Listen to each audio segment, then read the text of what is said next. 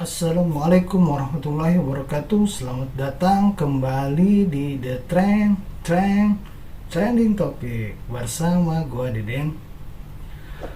Di kesempatan ini gua akan mengulas tentang hal atau peristiwa yang lagi trending nih di Twitter. Itu ada Christine Hakim trending 1 ya di Twitter, yaitu tanggal 23 Januari kemarin tahun 2023. Dilansir dari kompas.com, nama aktris senior Christine Hakim ada dalam daftar 5 trending di topik di Twitter, yaitu hari Senin tanggal 23 Januari 2023. Christine Hakim menjadi perbincangan hangat karena muncul di episode kedua serial The Last of Us yang tayang di HBO pada hari Senin ini. Christine Hakim berperan sebagai seorang ilmuwan dari Jakarta, Indonesia bernama Ratna. Saya muncul di episode kedua dari serial HBO The Last of Us sebagai ilmuwan, tulis Christine Hakim, dikutip dari Instagramnya, yaitu hari Senin. Ada Christine Hakim dan Yai Unru dalam foto episode 2 The Last of Us yang dirilis HBO baru-baru ini. Terlihat Christine Hakim berada di sebuah laboratorium mengenakan baju APD. Episode 1 yang berjudul When You Lost berakhir dengan Joel, Pedro Pascal, dan Tess Anatol membawa Ellie Bella Ramsey keluar dari Boston sesuai perjanjian dengan Marlene. Kehadiran Christine Hakim di episode 2 berjudul Infected ini menimbulkan dugaan bahwa awal munculnya infeksi jamur bernama Cordyceps. Cordyceps dalam cerita itu adalah sejenis bakteri yang menginfeksi manusia menjadi zombie. Oke guys, itu yang menjadi trending Ibu Christine Hakim di Twitter ya hari Senin kemarin. Tapi gue di sini sebenarnya nggak akan membahas serial The Last of Us dan Christine Hakim, tapi gue akan mengulas tentang apa tema di balik serial yang mengangkat tema zombie tersebut. Zombie, apakah ini hanya kisah fiksi dalam film atau serial, atau mungkin tanda kutip ini sebuah konspirasi? Karena menurut gua media dalam dan luar negeri mulai dari film sampai serial menyajikan tentang zombie. Oke guys, lanjut ke fakta ya guys. Dilansir dari kompas.com, ilmuwan temukan 13 virus zombie yang telah beku selama 48.500 tahun. Para ilmuwan menemukan sejumlah virus yang telah membeku selama lebih dari 48.500 tahun di bawah danau wilayah Siberia, Rusia. Belasan virus ini dinamakan sebagai virus zombie. Proses pencairan virus zombie dilansir dari Fortune, yaitu hari Rabu 30 November 2022. Peneliti tak sengaja menemukan kembali virus-virus purba melalui proses pencairan permafrost kuno. Permafrost adalah tanah yang membeku yang biasa ditemukan di kutub utara, dan umumnya bekuan es itu berusia ribuan tahun. Ternyata di dunia nyata ada virusnya guys. Serem gak tuh? Oke sobat Tren, kalau tadi The Last of Us yang membuat Ibu Christine Hakim trending, gua akan mengulas film jadul nih, judulnya Cell. Itu film tahun 2016. Dilansir dari kompas.com, film Cell merupakan film yang bergenre horor fiksi ilmiah yang diadaptasi dari novel tahun 2016 karya Stephen King dengan judul yang sama, yaitu Cell. Film Cell mengisahkan tentang sinyal telepon yang mampu merubah seseorang menjadi zombie pembunuh. Setiap orang yang terinfeksi jadi zombie akibat sinyal telepon dan dijuluki sebagai Poner. Jika di serial The Last of Us manusia menjadi zombie dikarenakan bakteri Cordyceps, nah jika di film Cell ini manusia itu bisa menjadi zombie karena sinyal. Masuk akal sih, karena otak kita kan diperintahkan menggunakan miliaran sinyal ya untuk melakukan kerjanya gitu kan. Seperti dilansir juga dari CNN Indonesia, manusia bisa komunikasi langsung lewat otak.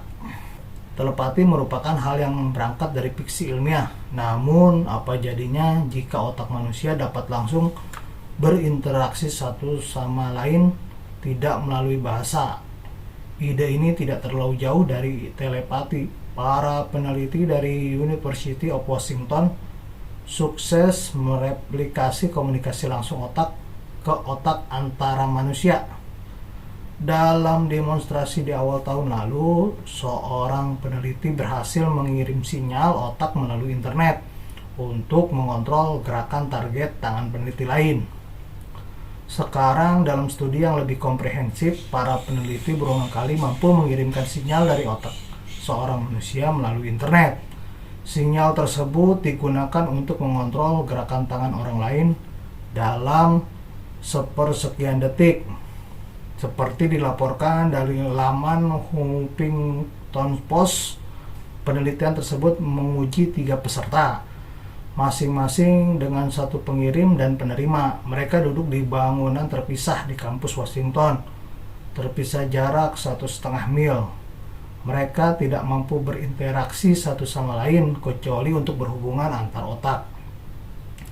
Inilah yang terjadi. Seorang peserta yang menjadi sang pengirim dihubungkan ke mesin elektroencefalografi. Mesin tersebut bertugas untuk membaca aktivitas otak dan mengirimkan denyut elektrik lewat internet ke si penerima. Si penerima memiliki stimulasi magnetik kumparan transkranial yang ditempatkan di dekat bagian otak yang mengontrol gerakan tangannya. Dengan teknologi tersebut, pengirim dapat membuat perintah untuk memindahkan tangan penerima hanya dengan berpikir tentang gerakan tangan. Para peneliti percaya bahwa mungkin suatu hari nanti akan ada aplikasi terapi potensial untuk orang dengan cedera atau gangguan otak.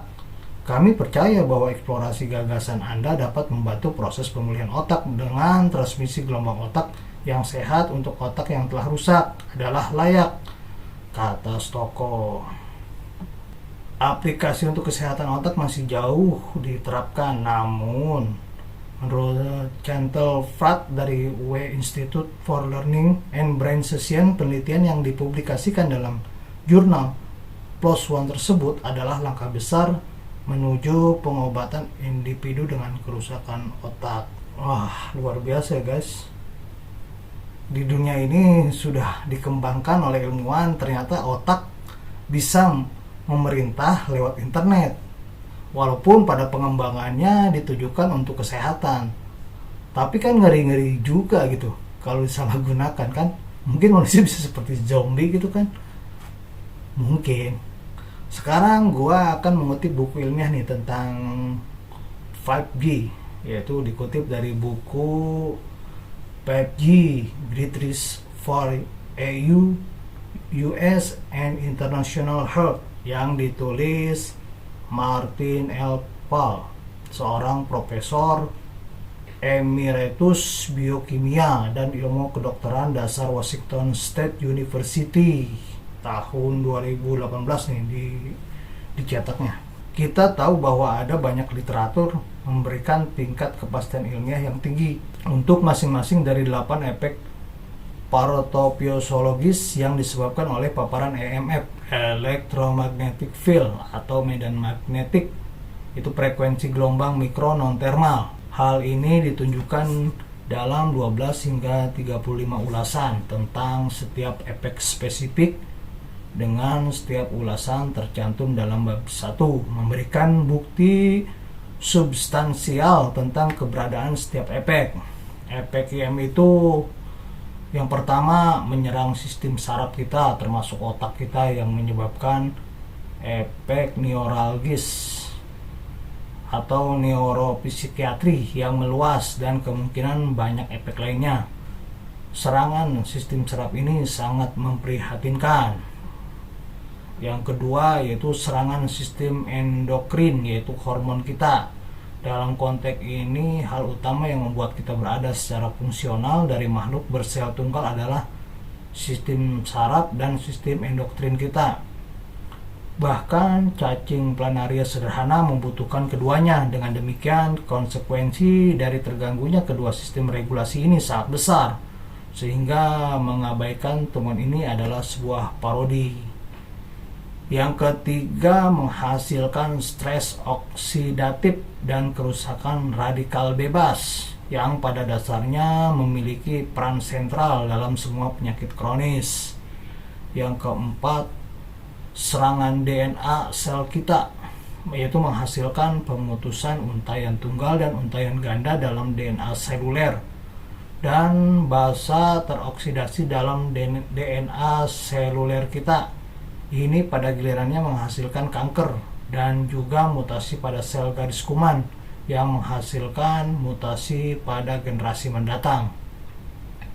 Yang kelima itu menghasilkan peningkatan tingkat kejadian apoptosis, yaitu kematian sel terprogram, terutama penting dalam menyebabkan penyakit neurodegeneratif dan infertilitas.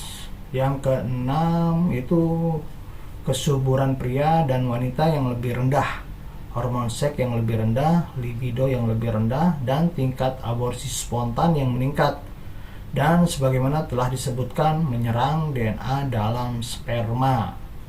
Yang ketujuh yaitu menghasilkan kalsium intraseluler yang berlebihan dan pensinyalan kalsium yang berlebihan.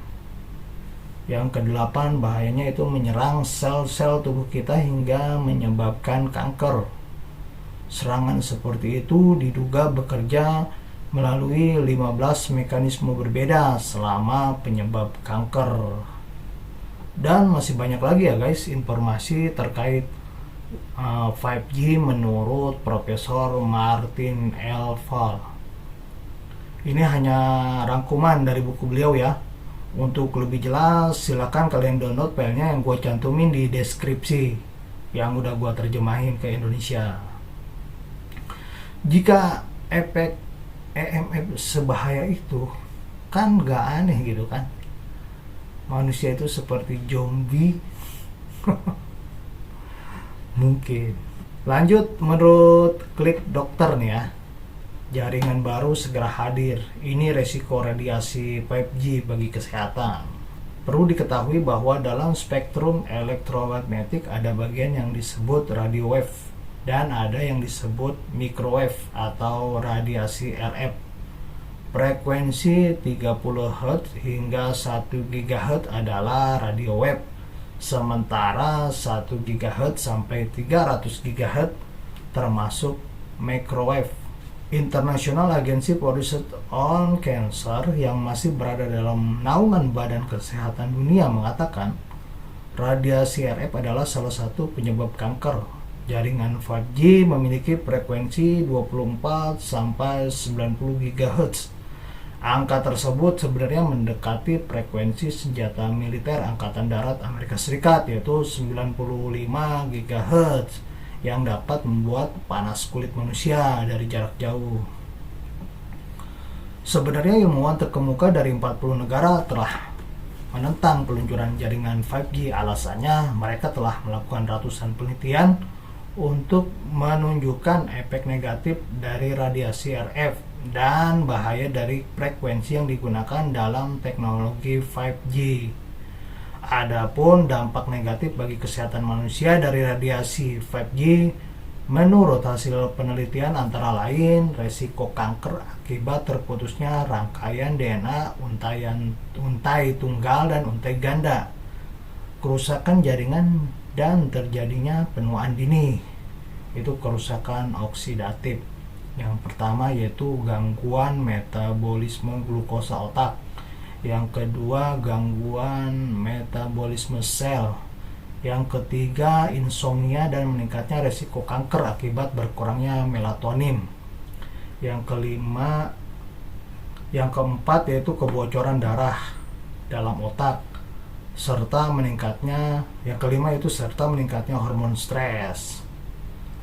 Melihat dampak radiasi di atas, teknologi jaringan 5G tidak langsung menyebabkan penyakit tertentu kecuali kanker pada manusia. Dia lebih merusak jaringan sel dan mengganggu metabolisme tubuh. Ketika jaringan dan metabolisme tubuh, disitulah akan muncul berbagai penyakit berbahaya. Wah, ngeri juga ya guys. Ternyata 5G itu bisa merusak otak, dan zombie itu mayat hidup yang tidak mempunyai otak gitu. Kan masuk akal gitu. Jika ada sebuah jamur yang masuk akal bisa menjadi zombie, ya mungkin seluler pun seperti film Cell di tahun 2016 ya masuk akal juga ya untuk bisa membuat manusia jadi zombie. Belum lagi penemuan para ahli tentang virus zombie yang di Siberia tersebut kan. Dan saat ini faktanya media, film, serial luar negeri itu banyak menghasilkan karya-karya bertemakan zombie gitu. Apakah ini sebuah kode atau tanda gitu? Apakah ini hanya sekedar fiksi? Silakan guys, kalian berkomentar menurut kalian seperti apa ya. Dan disclaimer nih ya, penjelasan gua tadi itu berdasarkan sumber-sumber yang gua dapat ya, bukan pendapat gua pribadi.